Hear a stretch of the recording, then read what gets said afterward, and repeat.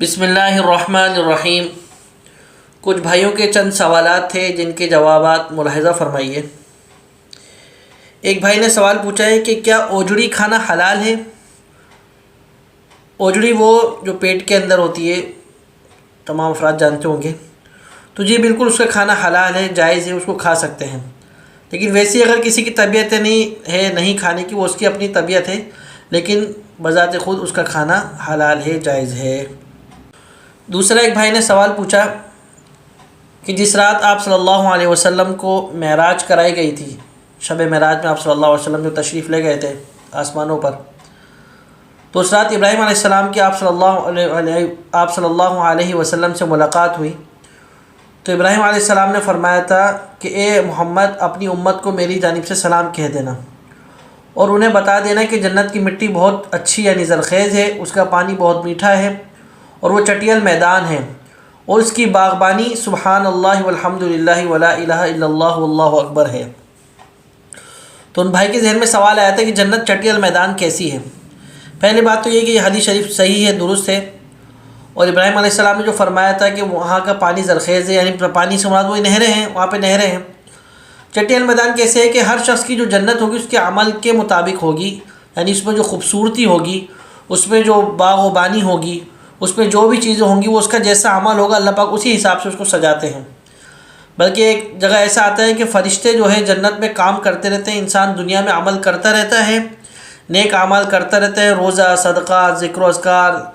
تہجد، عبادت، وہاں جنت سجتی رہتی ہے، بنتی رہتی ہے۔ جیسے کوئی شخص باہر ملک میں رہتا ہے نا، پیسے بھیجتا رہتا ہے، ملک میں جو ہے نا گھر بنتا رہتا ہے، جب پیسے بھیجنا بند کر دیتا ہے گھر بننا بند ہو جاتا ہے۔ اسی طریقے سے جو شخص دنیا میں عمل کرتا رہتا ہے، اپنی جو ہمیشہ کی زندگی ہے وہاں پر اپنی عبادت کو اپنی انویسٹ کرتا رہتا ہے، ٹرانسفر کرتے رہتا ہے، تو وہاں جنت اس کی جو ہے بنتی رہتی ہے، سجتی رہتی ہے۔ تو اسی وجہ سے یہ بات بالکل درست ہے کہ جنت جو ہے ایک چٹیل میدان کی طرح ہے۔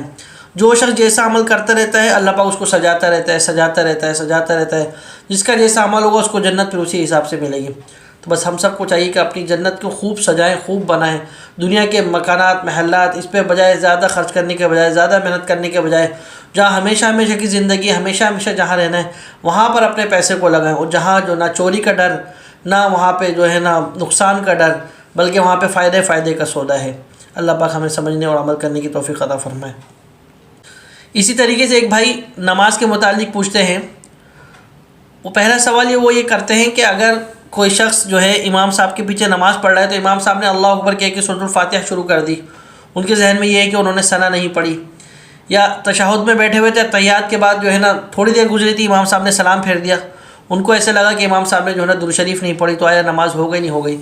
تو اس چیز کے ذمہ دار تو امام صاحب ہیں، آیا انہوں نے پڑھی ہوگی، پہلے تو یہ یقین رکھنا چاہیے کہ انہوں نے پڑھی ہوگی۔ اگر نہیں بھی پڑھی تو ثنا اور جو تشہد جو ہے وہ سنت ہے، خدا نہ خاصہ کسی وجہ سے، کسی مجبوری کی باعث اگر انہوں نے چھوڑ بھی دی ہو تو نماز درست ہو جائے گی۔ دوسری بات وہ یہ پوچھتے ہیں کہ اگر کہیں مسجد میں رش ہے، اندر ہال میں جگہ نہیں ہے، باہر نماز پڑھ رہے ہیں، تو وہاں پر اندر سے امام صاحب کی آواز نہیں آ رہی، بلکہ رکوع سجدہ جو کر رہے ہیں، آس پاس کے آگے پیچھے والی صفوں میں جو لوگ ہیں ان کو دیکھتے ہوئے رکوع سجدہ کیا جا رہا ہے، تو جی بالکل اس طرح کرنا درست ہے، اس لیے کہ جو صفوں میں جو لوگ ہیں وہ جو رکوع سجدہ کر رہے ہیں، وہ جو نماز میں حرکات کر رہے ہیں، ان تک جو حرکات اندر سے ہی پہنچ رہی ہیں، اندر سے ایک آدمی دیکھتا ہے، باہر دوسرا دیکھتا ہے، پھر اس کو دوسرا دیکھتا ہے، اس ترتیب سے پیچھے سب تک جو ہے نا یہ نماز کے ارکان، نماز کی حرکات جو ہے پہنچ جاتی ہیں، پھر انہی کو دیکھتے ہوئے ہر کوئی جو ہے وہی رکوع سجدہ اور جو سلام کرتا ہے، تو لہٰذا اس طریقے سے نماز درست ہے۔ دوسرا ایک بھائی مسئلہ پوچھتے ہیں کہ نکاح میں دولہا کا یا دلہن کا کوئی کفیل بننا ہے۔ اصل میں کفیل نہیں، وکیل ہوتا ہے، کہ نکاح کے موقع پر اگر پہلے تو یہ کہ دولہا اور دلہن دونوں موجود ہونا چاہیے، لیکن دولہا تو موجود ہوتا ہے لیکن دلہن پردے کی وجہ سے وہ موجود نہیں ہوتی نکاح کے وقت، تو دلہن کی جگہ اس کا کوئی اور وکیل بن جاتا ہے، اور پھر اس کے دو گواہ ہوتے ہیں، یعنی دلہن اس کو رضامندی کا نکاح میں قبول کرنے کا، نکاح کو قبول کرنے کی اجازت دے دیتی۔ اگر بعض جگہ ایسی صورت ہو کہ وہاں پہ دولہا بھی موجود نہ ہو، بلکہ دولہا اپنی جگہ کسی کو وکیل بنا دے، کبھی نکاح کے موقع پر میری جگہ آپ قبول کر لینا، رضامندی آپ کر لینا، تو وہ وکیل کے دو گواہ بھی ہوں گے کہ جو اس بات کی گواہی دیں گے کہ جی بالکل دولہا نے اس کو وکیل بنایا ہے، تو تو نکاح کے موقع پر دولہا کو جو وکیل ہوگا یا دلہن کا وکیل ہوگا وہ نکاح کے موقع پر اس نکاح کو قبول کرے گا، تو یہ قبولیت دولہا کی طرف سے بھی یا دلہن نے وکیل بنایا تو اس کی طرف سے بھی مانی جائے گی۔ یعنی اس بات کا مطلب یہ ہوا کہ نکاح کے موقع پر دولہا کو بھی اپنا وکیل بنانا جائز ہے، دلہن کو بھی اپنا وکیل بنانا جائز ہے اگر موجود نہیں ہے۔ اگر موجود ہے تو پھر تو ضرورت ہی نہیں ہے۔ ان میں سے جو موجود نہیں ہے، دلہن موجود نہیں ہے تو دلہن اپنا وکیل بنائے گی، دلہن کا وکیل اب اس کا باپ بھائی کوئی بھی ہو سکتا ہے، اس کے 2 گواہ ہوں گے۔ دولہا موجود ہے تو وکیل کی ضرورت نہیں ہے، اگر دولہا موجود نہیں ہے تو پھر دولہا کے بھی ایک وکیل ہوگا جو اس بات کی گواہی دے گا کہ دولہا نے جو اس بات اس کے بھی 2 گواہ ہوں گے جو اس بات کا ثبوت دیں گے کہ دولہا نے اس کو رضامندی کا جو ہے حق دے دیا ہے، اب وہ نکاح کو قبول کرے گا، لہذا یہ درست اور جائز ہے۔ اللہ پاک ہمیں ان باتوں کو سمجھنے اور عمل کرنے کی توفیق عطا فرمائے۔ وآخر دعوانا الحمد للہ رب العالمین۔